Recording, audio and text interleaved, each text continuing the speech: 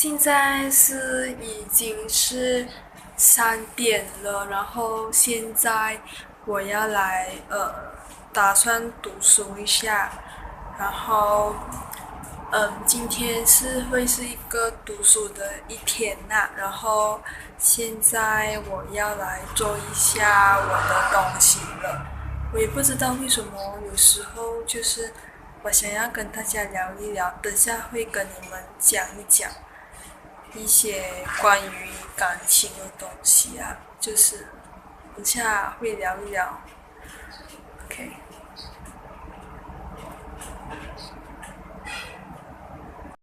不知道为什么长大过后啦，长大了之后就会发现到很多东西是完全是你想象不到的。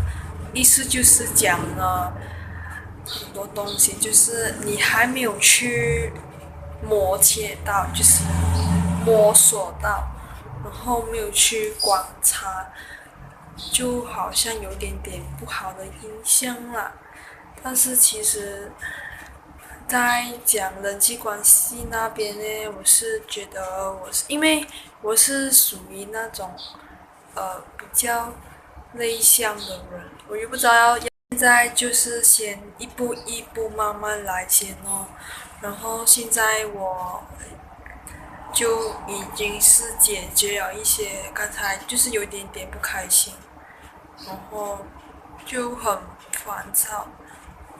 然后但是已经是 OK 了现在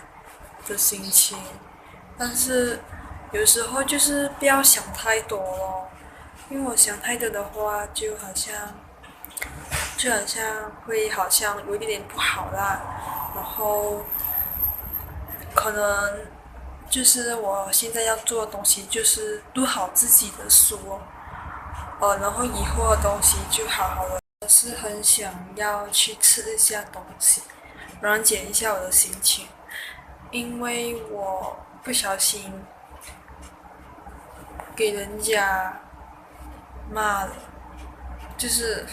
我也不知道那时候就是我不知道为什么会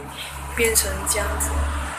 所以我现在要先软一下心情，你懂那个感觉嘛？懂那个感觉嘛？就是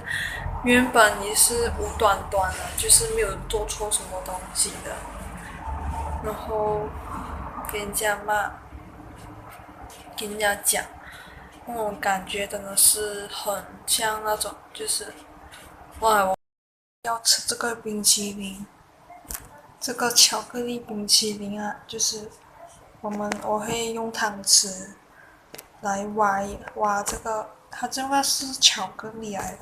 好像有点是好像就是红豆巧克力，我也不知道啊，就吃就对了。吃饭，这个是发烧瓜，这个是发烧瓜，这个是豆腐，还有那个葱，今天的午餐。